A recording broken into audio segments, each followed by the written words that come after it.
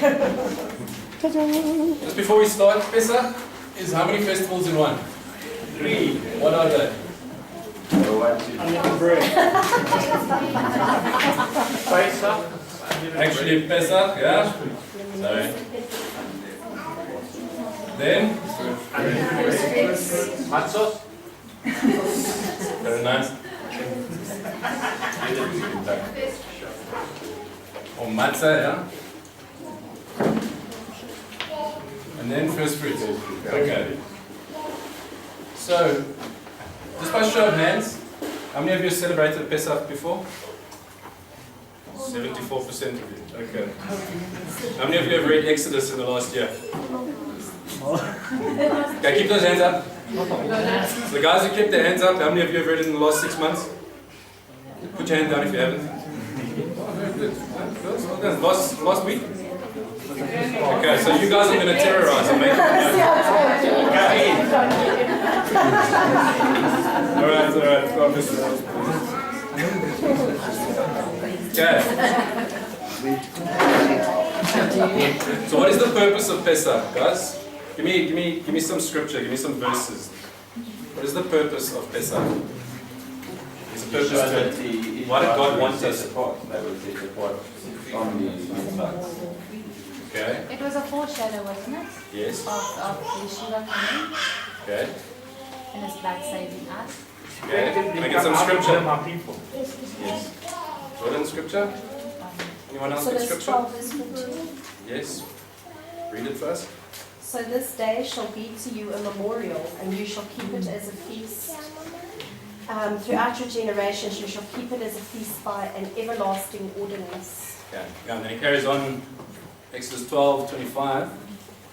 When you come to the land which Adonai will give you as he has promised, you are to observe this ceremony. When your children ask you, what do you mean by the ceremony? Say, it is the sacrifice of Adonai's Pesach, Passover. Because Adonai passed over the houses of the people of Israel in Egypt when he killed the Egyptians but spared our houses. The people of Israel bowed their heads and worshipped. Any other scripture you guys have? Exodus 6 verse 1. And you said to Moshe, now see what I do to Pharaoh. For with a strong hand he's going to let them go. And with a strong hand he's going to drive them out of his land. And Elohim spoke to Moshe, saying to him, I am your God. And I appeared to Abraham, to Yitzhak, and to Jacob as El Shaddai. And by my name, you were. Was I not known to them? And I established my covenant with them, to give them the land of Canaan, the land of their sojourning, in which they are sojourning. And I've also heard the groanings of the children of Israel, who in the Mitzvah were enslaving, and I've remembered my covenant. Yeah. And then there's also Deuteronomy 16. But cheekness. Deuteronomy 16, 1-4. Observe the month of Aviv and keep Pesach to Adonai your God, for the month of Aviv, Adonai your God brought you out of Egypt at night. You are to sacrifice the Pesach offering from the flock and herd to Adonai your God in the place where Adonai will choose to have his name live. You are not to eat any chickens. No? Chametz. What's chametz? Leaven. With it. For 7 days you are to eat it with matzah, the bread of affliction. For you came out the land of Egypt in haste. Thus you will remember the day you left the land of Egypt, as long as you live. Okay. So Passover is about commemorating and memorializing the Exodus from Egypt. Right? We've kind of established that. So we need to understand the story of Exodus. Specifically what? What part of Exodus is more important with Pesach? The whole of Exodus? Yes, and? Isn't it from pretty much the exile or Yes. the removal from Egypt, from bondage, from... Yes. Correct. The plagues. From the plagues out, right? But we've got to build up to that. So, those of you who have been here for a while, how did the Israelites end up in Egypt, Shoni? Oh, it was with Joseph. Short Let me story. just get the, yeah, okay. So Joseph and his brothers went out, and then they put him in a pit, and then his brothers sold him, and then Joseph landed up in Egypt, and then eventually Joseph became Pharaoh's Famine. right-hand man, and then Joseph went to go fetch his father, well, his brothers went to go fetch his father, and they came to the land. Okay. Where did they stay? In Goshen. Goshen. Okay. High five. Alright. 10 points, Koshone. I'm going to pretty much skip everything up until the plagues, okay? But I want to give you a short summary for those of you that haven't read it in over a year, but there's what, 26% of you? Okay. Point 4. Alright, so in Exodus, I'm going to go from chapter 1 to chapter 7, very short summary, alright? Chapter 1, Israelites were prospering, there was a new king, very short. Chapter 2, Moshe in a basket, found by Pharaoh's daughter, named him Moshe, which means? To pull out. To draw out, yes. So it was an Egyptian name. No. It says, It's an Egyptian name. Moshe grows up, kills an Egyptian out of anger. Pharaoh wants to kill him, Moshe runs away. Okay? Meets and helps some nice ladies at a well. Gets invited back to dinner. Marries Zipporah. Has a son. Okay? That all happened in chapter 2, by the way. So, what did he name his son? Come on, those of you, 74%. Gershom. Gershom. Okay, king of Egypt dies. God hears Israelites cry. Moshe sees a burning bush. And the funny thing is, when you read this, he actually says, "Oh, I'm going to go have a look at that burning bush." It's very weird. Okay, I'll paraphrase.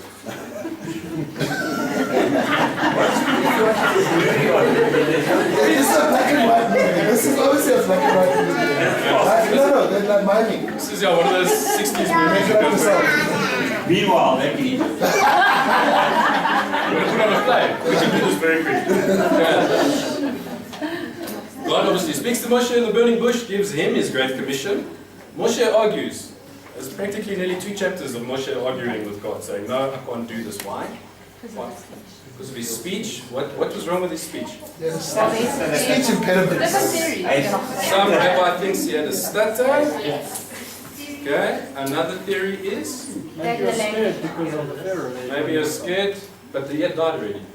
So I don't know if you'd be scared too much. The language barrier, because he was brought up Egyptian and maybe That's the Hebrew. one. Okay, so maybe he didn't speak Hebrew that well. So how's he going to go speak to the Hebrew leaders if he can't speak their language so nicely, right? So nearly 2 chapters of Moshe arguing with God. The man's got chutzpah, but anyway. Okay, chapters 3 and 4, Moshe accepts his calling finally and starts making his trip down to Egypt with his family. And something very interesting happens. What happens? Yeah, his son almost gets killed by God. His son or him? I think it's his son. You reckon it's his son? I think it was Moshe. Because Moshe is now going down to Egypt to go do what God wants him to do, to pull the people out. And God has him in the inn and says, "I'm going to kill you." Why? Because he's not What does God now want to kill? Circumcised. So He Zipporah didn't circumcise his son. flint. It's one of the weird stories in the Bible, right? But it actually makes sense the more you read it. And you get understand into it. responsibility. Does that say that your wife's allowed to circumcise you? You can if you want to. It's up to you. I don't know if that is wise, my man. Brought my key. Let's test this one. I should have brought my flintstone. Anyway. So what is that saying? That's saying now Moses is going down to Egypt to go lead the people. He's going to be their leader. And God literally wants to kill him because he has not carried out his responsibility of the father to circumcise his son. And God holds him accountable to that in quite a severe way. But luckily, happy wife, happy life. Zipporah circumcises Gershom and everything's fine. Just like that. Okay? I'm not going to go into that anymore, but that's one of those really interesting stories that you can talk about. But then she still says you're a very Bright blood. brim of blood for me. Yeah. Okay. Now they land up in Israel. Moshe and Aaron. They tried to explain to Pharaoh to let the Israelites go. That didn't really turn out so well. Pharaoh makes them work harder. Makes the Israelites work harder. He says, "No, you go fetch your own straw from now on." They would be given straw normally to make bricks. He says to them, "No ways, you go find the straw and make bricks at the same time." So the Israelites Keep are the now quota. and keep the quota. So the Israelites are now obviously not so happy with Moshe and Aaron. And Moshe is confused. And he goes back to God and he says, "Why have you done this? I don't understand. You brought me here and the people now hate me, basically." God then reaffirms the plan with Moshe in chapter 6 and chapter 7. Moshe and Aaron go to Pharaoh. Aaron throws down the staff. It becomes a what? Crocodile. Open to interpretation. Open to interpretation, correct. Okay. The Magi of Egypt do what? They They do the same also thing. Right. That tells you something. Did they do like magic today where it's all sort of smoke and mirrors, or did they maybe have special secret art powers? Right? Dark arts. Secret of You'll see in plague 1 where we turn the water, where Moshe turns the water into blood. There's a word that they use. Letahem. Latehem. Please pause. Yeah? Latehem. Which means whisper. The Magi whispered their incantation. So it's a little bit scary to know that back then there might have been dark arts. Okay? Yeah, but the same demons are around today. Guys are still doing the same stuff. Yeah. No magic is good magic. Okay. Alright. And then we enter the start of the plagues. So now we set the stage, we know how the Israelites got there, we know what happened up until the start of the plagues. Now I'm going to ask you, what was the point of the plagues? Why did God have to destroy and decimate and kill and all of that? 2 reasons. If Egypt itself is the superpower at the time, everyone is watching them like we'd watch the Cold War. So there's this massive focus on what is Egypt undergoing, what is Egypt undertaking, what is Egypt experiencing. So in completely obliterating one's culture, you have sent this message throughout the world. So there's the news part. But specific to Egypt, there is an attack on each of their gods. Okay. However, Which is the last one. Okay. Yes? it doesn't have to, Egypt doesn't have to be destroyed. Just because of the hardness of the hearts. Bear in mind that there was a partnership, you're right, between the Israelites and Egypt with the previous Pharaoh. Bear in mind, Pharaoh understood. I'm agreeing with you. Sorry, I'll let you finish. I was saying that Egypt chose to go up against God. Pharaoh chose, Pharaoh and chose. because he's the head, unfortunately, What did Pharaoh actually say there? Can someone find me He that said he verse? wasn't God himself. He says, I don't know your God, so why should I worry, basically. I'm paraphrasing again, but he was very cheeky. Okay? and I believe God was merciful that he didn't just come and wipe out Egypt, it sort of gets stepped up, these plagues. And he's like, are you still going to resist?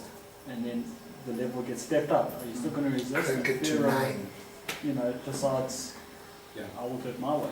Okay. So I think there was mercy in God showing him, listen, to him that ultimately he decided no.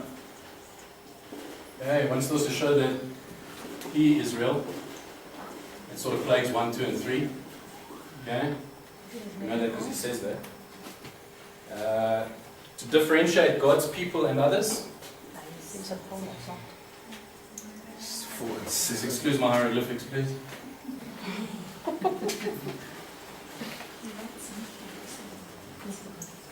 Okay, and that's plagues what? 4 to 7, or 4 to 6. Okay, 4, 5, and 6. And to show that there is no equal. Not equal. Told you, hieroglyphics. You're like a blind maths man. Much easier than writing out stuff. We must not do Greater that. than sign in front of us. Yes. No, Do you want to balance the not function? equal, it's fine. Alright. Another thing that I picked up as well is to show that the things that you put your trust in is not going to save you. Your bank account, your intellect, anything that you put your trust in these days, your mitzrayim, what you hold above God, your sport, your work, anything you put your trust in is not going to save you at the end of the day. The Egyptians put their trust in a lot of things. How many gods were there? 20 something. 22, 27. 22 to 27, plus they then created hybrids. So So they would join gods together and make a hybrid of a god. So they would take a bull and they would take the sun disk and stick it on a bull, and now it's something different.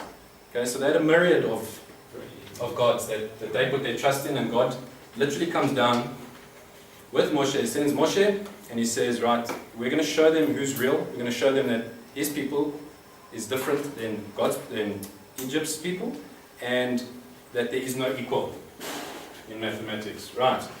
So, just before I start on the plagues, I just want to mention something here. I don't really want to say the names of the Egyptian gods. Exodus 23 verse 13 says, be careful to do everything I said to you. Do not invoke the names of other gods. Do not let them be heard on your lips. So I'll be writing them down. Okay? And there's some funny ones here, but can I rub this off? Yes. You want a picture? I did, but it's fine.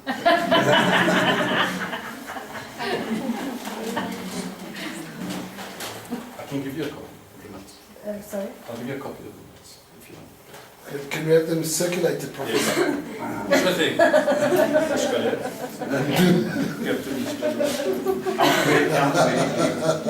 Okay, where can I write them? Yeah. Plague 1. What was it? I told you just now. Right. Blood. Blood. What did it turn into blood? All water. Nile. Into blood. Okay. All water. What did he say? Come, let's read. Where do we start? Exodus 7:14. 24, roughly. Okay, listen. Exodus 7 verse 14. Adonai said to Moshe, Pharaoh is stubborn, he refuses to let the people go. Go to Pharaoh in the morning where he goes out to the water. Stand on the riverbank to confront him. Take your hand with the staff which was turned into a snake and say to him, Adonai, the God of the Hebrews, sent me to say to you, let my people go so they can worship me in the desert. But until now you haven't listened. So Adonai says, this will let you know that I am Adonai. I will take the staff in my hand and I will strike the water in the river and it will be turned into blood. The fish in the river will die, the river will stink, and the Egyptians won't want to drink water from the river. I don't know, I also wouldn't want to drink the blood, but anyway. Adonai said to Moshe, say to Aaron, take your staff, reach out your hand over the waters of Egypt, over their rivers, canals, ponds, and all their reservoirs, so that they can turn into blood. There will be blood throughout the whole land of Egypt, even in the wooden buckets and stone jars. Okay, then they went and they did that, blood everywhere throughout the land of Egypt. Verse 22. But the magicians of Egypt did the same with their secret arts, so that Pharaoh was made hard-hearted and didn't listen to them, as Adonai said would happen. Pharaoh just turned and went back to his palace without taking any of this to heart. 7 days after Adonai struck the river, on 25 now, Adonai said to Moshe, go into Pharaoh and say to him, here's what Adonai says. Right. So, water into blood. The god that it attacked was this guy. And I'm writing it in small letters because he doesn't get any respect. Which was the god of resurrection. And the Nile was his bloodstream. Yes, ma'am? I find it so interesting that the very first miracle that Yeshua performed was to change the water into wine. This is symbolizing his life. We're going to get to that, yeah. Yeah, we'll get to that next week. Very good. Okay, so that guy. Right, so we've established that the Magi repeated this. Okay. So that's why Pharaoh was like, okay, whatever, I'm going back home, this doesn't mean anything. Next one. Frogs. Yes. Okay. Lots. Lots and lots of frogs, but there's something. Goshen. Okay. I'm going to do this. I'll tell you now why. Okay, Exodus 8, verse 1 to 5. One thing. Yes. What's interesting with the water to blood is that because they believed it was Osiris, it was his blood. Yeah. Bloodstream. What you think is going to be life to you? Let me show you. Boom. Yes. You think it's blood? There's blood. Yes. Is it giving you life? Correct. Why did they actually think the Nile was a god? Once a year? Because of the nutrients. Once a year it would flood, and there was this black silt in the Nile that would get kicked up. The riverbanks would flood, I don't know how many meters, maybe 30, 40, 50 meters out, deposit that silt into their farmlands, stuff would grow rapidly. That's why they thought it was a god. Obviously God comes through and kills the whole river and all the water. Tell me now, just while we're back here, how did they repeat that if all the water was turned into blood? How did they do that? God allowed them to dig next to the river. God allowed them to dig next to the river and get... How do we know that? Because it says so. Correct. Because it says so. They dug next to the water. He was still merciful. People still had to drink, right? You have to now dig to drink. But anyway, so Magi dig next to the river, get some water, and who knows what they did. But They polluted their only clean water. yeah. Alright, so frogs, or frog. We'll get to that now. Exodus 8, verse 1 to 5. Right. Adonai said to Moshe, go into Pharaoh and say to him, here's what Adonai says. Let my people go so that they can worship me. If you refuse to let them go, I will strike all your territory with frogs. The actual manuscript reads frog. Okay, but we'll get to that now. The river will swarm with frogs. They will go up into your place and go into your bedroom, onto your bed. They will enter the houses of your servants and your people and go into your ovens and kneading bowls. The frogs will climb all over you, your people and your servants. Adonai said to Moshe, say to Aaron, reach out your hand with the staff over the rivers, canals and ponds and cause frogs to come up onto the land of Egypt. Aaron put out his hand, put out his hand over the waters of Egypt, and the frogs came up and covered the land of Egypt. But the magicians did the same with their secret arts and brought up frogs onto the land of Egypt. Which pleases Pharaoh. Okay, so frogs.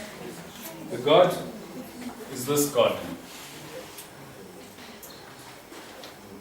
Okay, fertility god. Rabbi Akiva, when you start digging into this stuff, you find some really interesting stuff. Okay?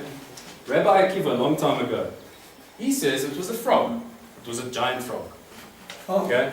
That consumed Egypt at the time. Because he read the text very literally. Right? Very respected rabbi. So whether it's a frog, giant frog, or millions of frogs, it doesn't matter. The point is that God sent them frogs which resembled their God. Their God had a head of a frog. And now they're everywhere. They can't stand on these things. That's their God. They're all over the place. It becomes a nuisance, a big time nuisance. Alright? But as we know, the Magi replicated that. Did a bit of study into that as well. In today's time, you get a certain type of frog that when it's in its sort of egg stage, whatever you call it, right? And you shake it, they start breaking out into tadpoles. It's weird. Whether they did that or not, I don't know. But I don't know how Pharaoh could have been impressed with that. Okay.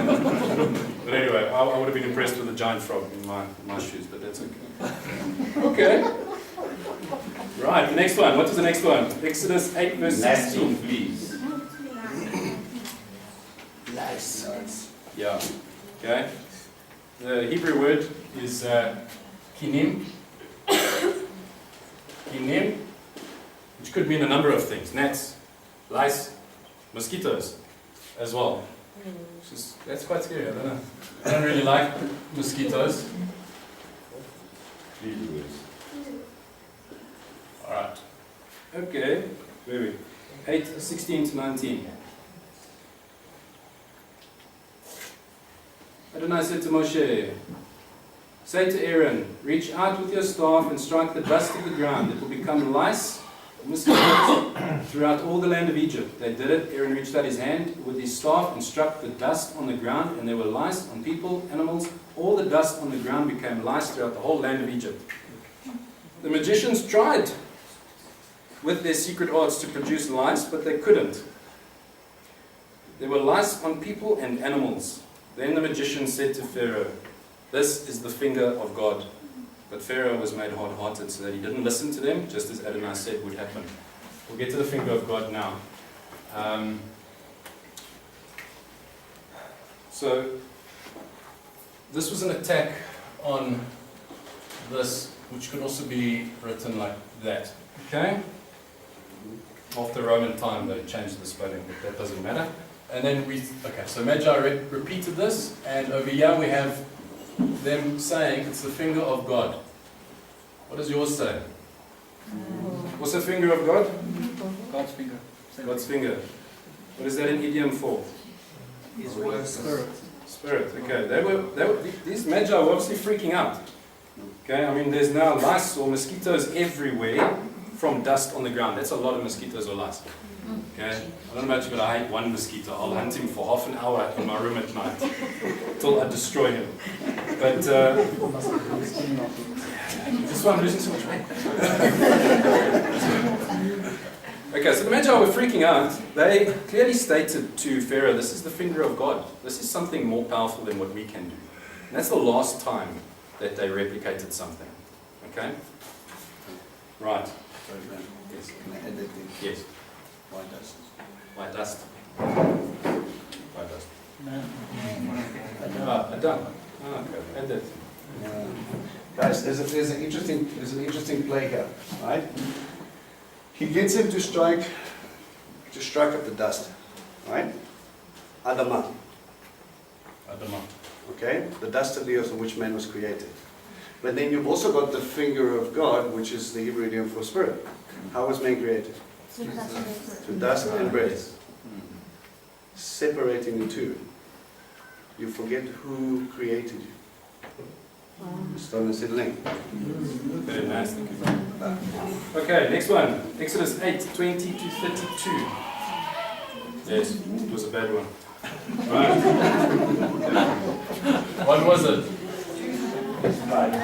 Flies is one interpretation. That's another one at the back there. Squeal. What else we got? Ask, what is that?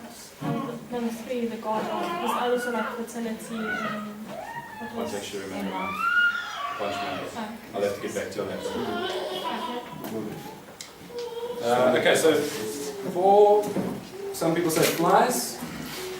Okay, it's easier to say flies, but the Hebrew comes back to mixture of animals, mixture of insects. Okay, so it could have been scorpions, it could have been flies, it could have been whatever.